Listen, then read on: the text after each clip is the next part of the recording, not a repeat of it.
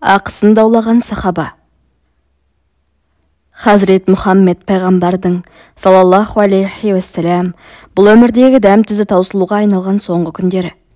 63 жылдық өмірін абыроймен өткізіп, имандылық пен ақиқат жолына бастау арқылы халықтың ыстық ықыласына бөленген ол тіршілігінде бір құмырсқа екеш құмырсқаны да ренжітпейтіндей өте кішіпейіл, қайырымды болатын. Ол өмірінің соңғы сәттерінде мұсылмандар арасында жіберген қателігі болса кешірім сұрап, бақылдасып қалуды жөн көрді. Осы ниетпен бір күні Біләлге азан айтқызып, жұртты мешітке жинауын өтінді. Пайғамбар сөзін екі етіп көрмеген Біләл радиаллаху анху дереу мұнараға шығып, зор даусымен азан шақырды. Әуезді азан даусын естір-естімес мәдиналығы бар, Меккеден көшіп келгені бар, барлық мұсылмандар мешітке аяңдап жинала бастады. Сәлден кейін ақ мешіт іші лық толды.